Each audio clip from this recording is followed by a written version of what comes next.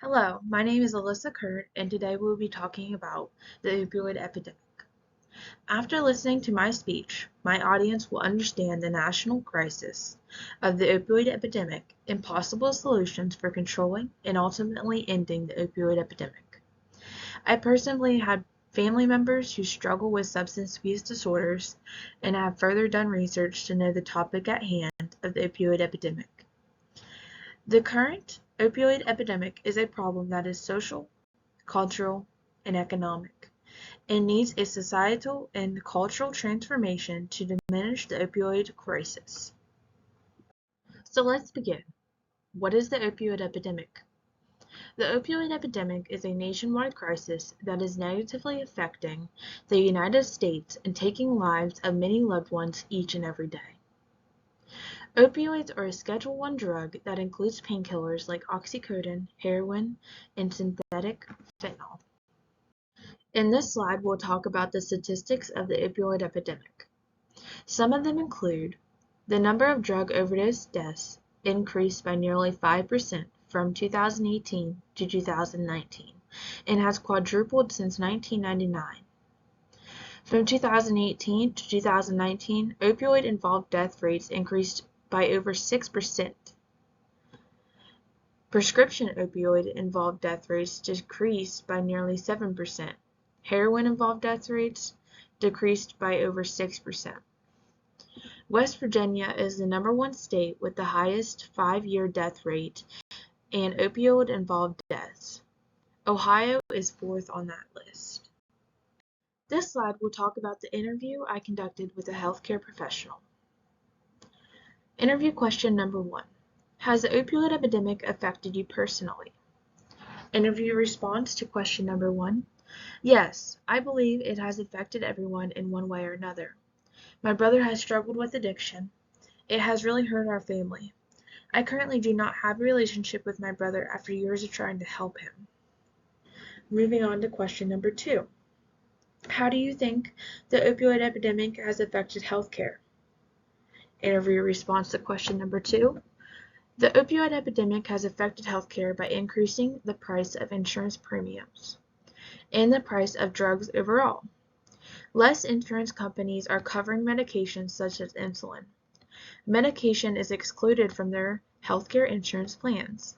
The opioid epidemic has affected the healthcare system positively by the formation of Narcan and the evolution of regulating opioid prescriptions very closely. The opioid epidemic has helped how healthcare provisions prescribe opioids and how they treat patients that are in pain. Interview question number 3. How do you think the opioid epidemic could be prevented? The response to question number 3. The distribution of opioids could have been regulated more in children and in the beginning of the epidemic. From the healthcare side of the epidemic, they could not have prescribed opioids for long-term use. Even with these things in place, there is no way to prevent the epidemic. It is too readily available to society. If there is a market that people can profit from, the drug industry will never end. Interview question number 4. What are the pros and cons of Narcan? Interview response to question number 4. Some of the pros of Narcan is it can give someone a second chance of life. And for people administering Narcan, it is less likely to spread communicable diseases than CPR. Some of the cons are it is easily misused and no fee that is issued to the person being issued the Narcan, so healthcare costs rise. Risks to opioids and substance abuse. There are various factors that will increase an individual's risk of misuse, addiction, or overdose while taking opioids. Some of them include the higher the opioid dose, the higher the risk for misuse and overdose deaths. Prolonged use of opioids is associated with a significant risk of addiction. There are a greater risk of overdose and deaths associated with extended release in long-acting opioid formulations versus immediate release formulations. If you are 65 years or older or have a respiratory condition such as COPD or asthma, it can increase your sensitivity to opioids. If you have wasting syndrome or impaired energy or strength, you have an increased risk of opioid sensitivity. Slide, I will talk about who has the power within the community to make a change. Some of them include substance user, family members, recovering substance users, citizens of the community, county commissioners, mayors. In my community is Buckeye Hill Regional Council, the Mental Health Board, law enforcement, probation officers, and attorneys.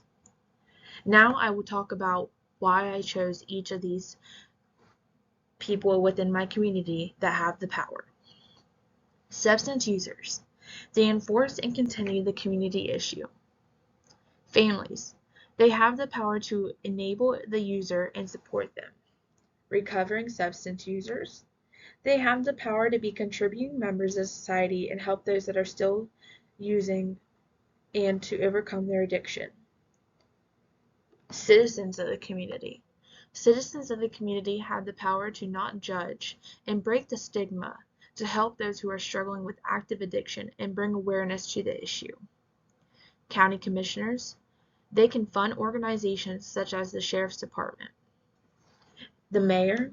The mayor and city council fund the city for organizations to help with substance abuse and local police enforcement. Buckeye Hill Regional Council is a nonprofit organization targeted to help substance abuse in the community. The Mental Health Board is a nonprofit organization as well that is targeted to help substance abuse within the community. Local law enforcement. The local law enforcement has the power to withhold the law of drug use. Probation officers. Probation officers have the power to oversee the user and support them and advocate for them when they need it. Attorneys can advocate and support users when they are in their most vulnerable state. Now we will talk about solutions to the opioid epidemic. I believe Narcan is one of the main reasons why there is a decrease in opioid-related overdoses, and it can be a great solution to the overdoses happening each and every day still with the use of Narcan. Some of facts about Narcan is it comes in a nasal spray, but cannot be given as an intramuscular injection or IV. Each spray comes with a single dose of medication, and it can be given twice. Narcan has given a second chance to the lives of many, and hope to loved ones and family members that much watch close to the ones going through the fight with addiction. Now we will just further discuss solutions to the opioid epidemic. Some of them include syringe service programs, education programs, providing training for first responders, and emphasizing prevention. Syringe service programs are community-based prevention programs that can provide access to and disposal of sterile syringes and injection equipment. Education programs. Education programs such as creating outreach programs and putting education about substance abuse in schools. I can look back whenever I was in high school or even elementary school and there was no resources available to someone that might be struggling with substance abuse, such as a parent or the student.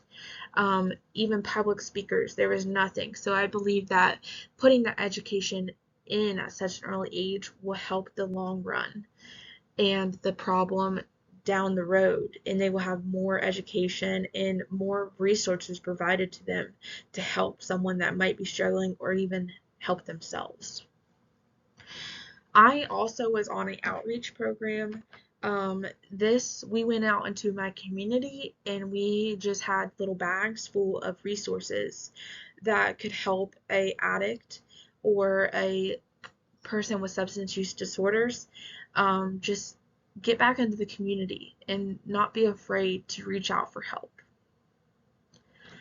And then host community mobilization events to put tools into the hands of every community sector and provide education to those fighting a battle with substance abuse disorders.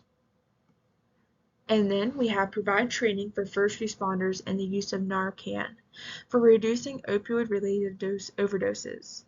I believe that this training is vital for first responders in helping them with whenever they come in contact with someone that has overdosed with using substances.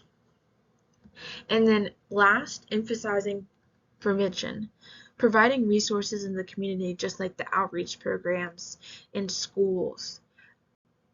During any community event, such as like a fair or a parade, just handing those resources out. You never know who you're going to come across that really needs that help. In conclusion, addiction shows no favoritism and reaches all ages, races, social economic classes, and genders. More than 1 million opioid pills are distributed in the U.S. every hour.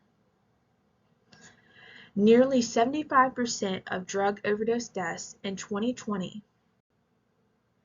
involve an opioid.